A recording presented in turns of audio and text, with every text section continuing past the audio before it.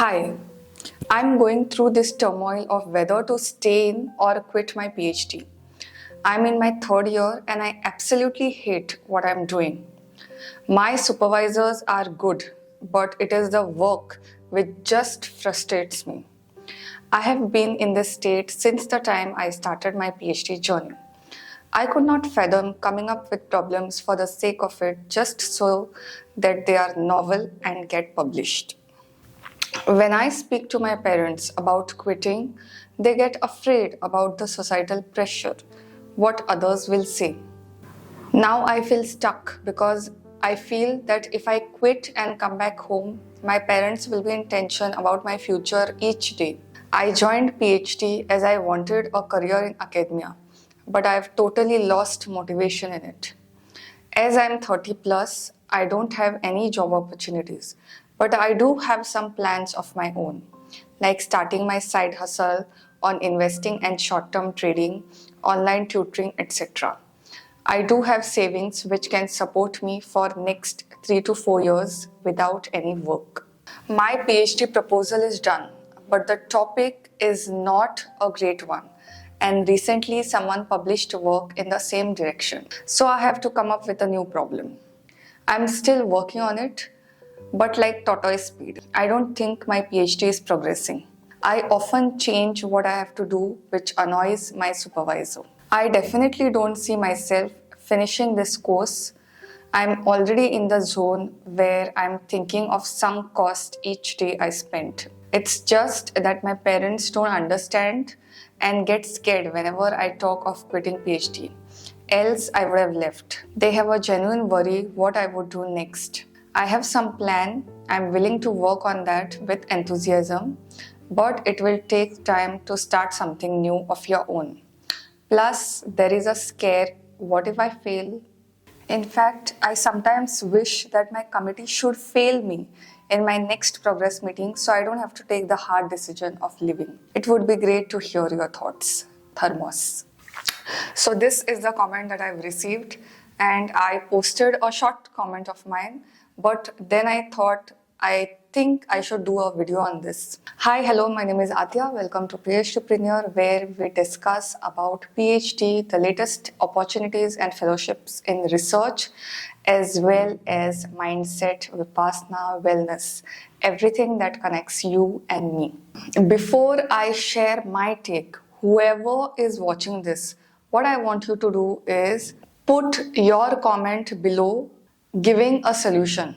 All the problems don't have solution, and maybe this one also doesn't have one particular solution, but it would be great to hear your thought as well as to how he should be going about this. Whether to stay in PhD or quit is something that every research scholar goes through at some or the other point. For me, it was second to third year like that. But I know of scholars who wanted to quit in first year, they reached third year, then also they wanted to quit. Some quit, some sustained. So it's a universal question. You are not alone. Everybody is asking it to themselves. However happy and chirpy they may feel like, or it looks like they are progressing in their work, just know that everyone keeps doubting himself or herself because the course is like that. This course is not like your master's, your BE, or any other course. It's different. There is no correct syllabus, there is no set result, there is no set path of working for it. So for everyone, even if your PhD topic is same, which doesn't, but even if somebody's topic is same, exactly same as the other person, even if they get the same supervisor, then also their journeys would be entirely different. When I joined PhD, I thought that by the end of my PhD, I would be awarded Nobel. That was the level of enthusiasm that I had. And now that I'm in my fifth year, my mindset has completely changed. The goal of PhD is not to invent or to discover something. It is to improvise on what is already existing as well as to learn a new thing. Say for example, your topic is isolation of enzyme from bacteria. There will be papers where the same bacteria there will be work published, or there will be papers where they have used the same enzyme. And it is quite possible that there are hundreds and thousands of people that have published already on the exact topic. What your responsibility is to just find out just one thing that will distinguish or that will add an edge to it. It is not to have a completely new topic, or it is not to have some kind of Nobel discovery. The goal of PhD is not that. Now that I'm in my fifth year, I'm realizing all this. In my first year, and I'm sure in everybody's first year, they also had the similar thoughts. The goal is to just find out one thing that will slightly distinguish you, even by 0.001%, even if it is mixing two processes or by bifurcating two processes, something. Now, I don't know your PhD topic, or I would have commented on that. I have spoken about this in my previous videos also. In our society, we have narrow standards of what is excellent, what is average, and what is mediocre. So, in such cases, it is not the parents' fault, but it is just a collective consciousness that we want the best for our children. And usually, PhD is considered the best. Okay, it is equated with the best. Whether it is the best or no, that is a point of debate, but it is usually considered as the top degree. It is usually considered with being successful. This is something that goes on with everyone's minds, and your parents are no exception. So you also care for them. Otherwise, by now you would have quit. That is one thing that I would like to draw your attention to. Right now, in their state of mind, your PhD is considered as the highest, and it is equated to success. So practically what they want you is to be successful. It doesn't matter whether it comes from PhD or it comes from other means. If you go as per your plan and get success, there is no doubt that they are going to get convinced. But till that time, you need to have patience and be willing to go through whatever comments or whatever things you get.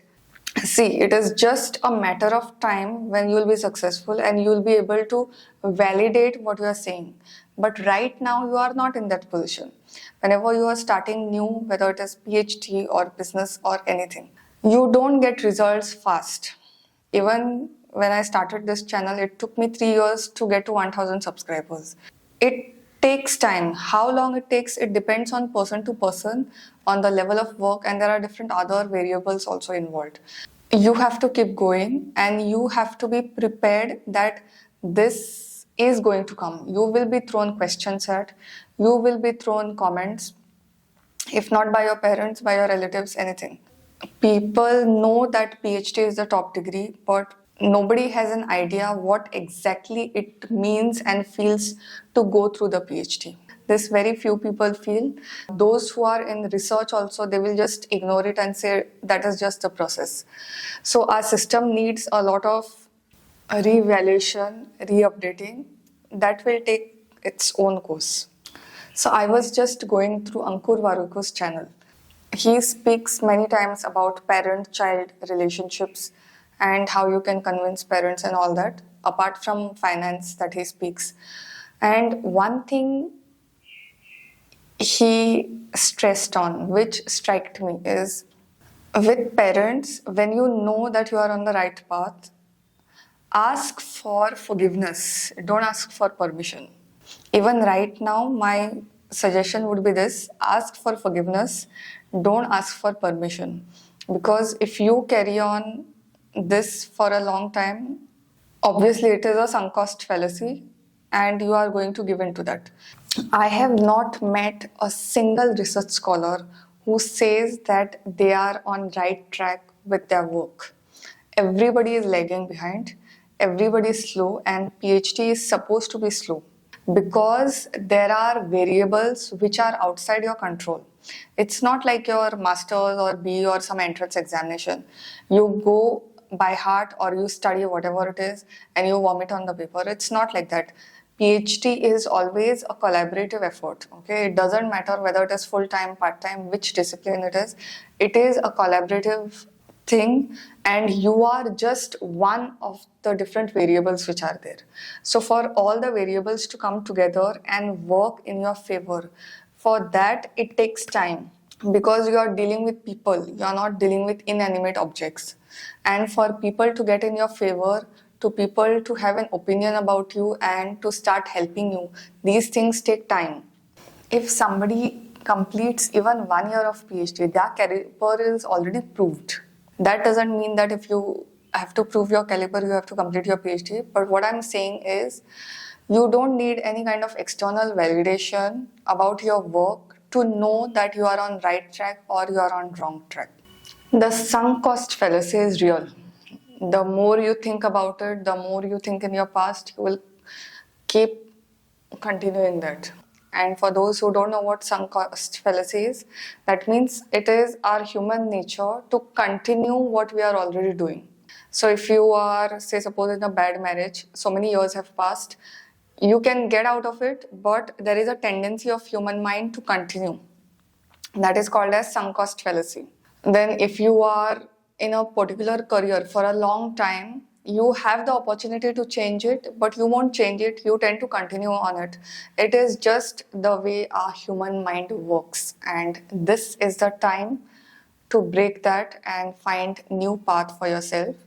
For me, after reading the whole thing, when you said that you wanted them to fail you so that you don't have to take the hard decision of quitting PhD, then well, you have already taken that decision.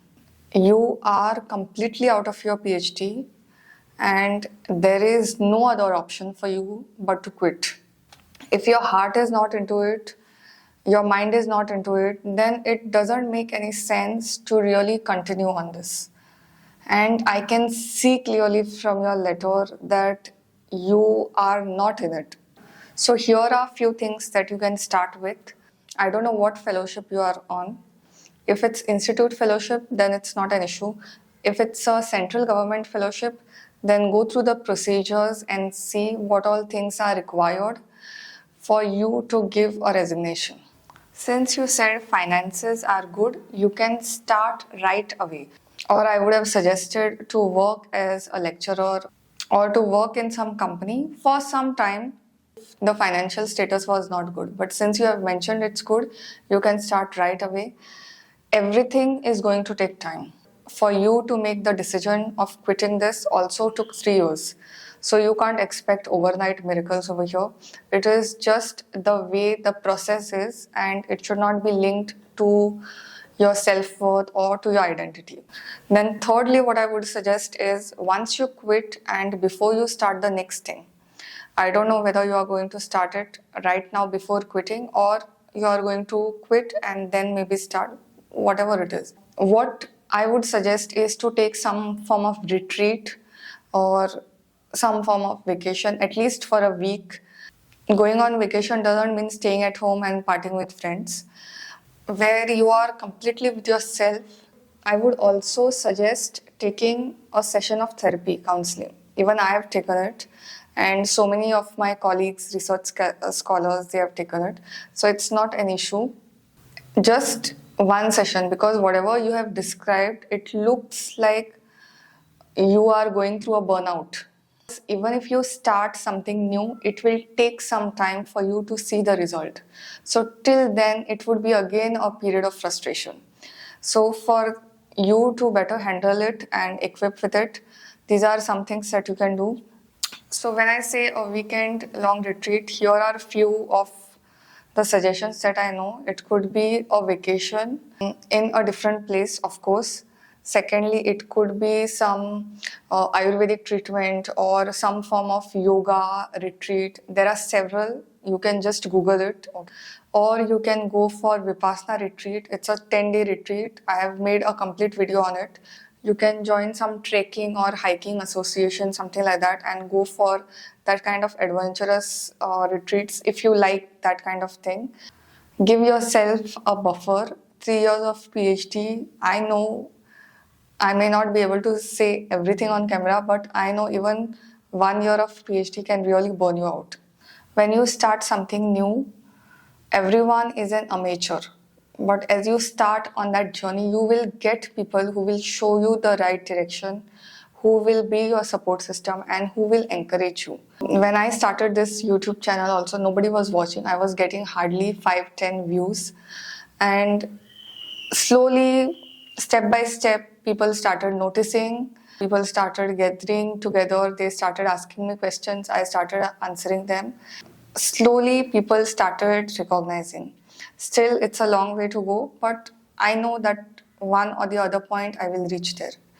So, no journey in the beginning is an exponential curve. It is like a lag phase. And right now, you are at the start of your lag phase. So, the more you work and the quicker you start with things that you love, you are going to reach on that upward curve. So, from your letter, I see you as somebody who wants to work on his own, who wants to be self employed, who wants a bit of control in their lives, and you are never going to get it in a job. Instead of waiting for external validation for your decision, I think you can start right away with whatever plans you have. Since finance is not an issue, I don't really see that as a problem.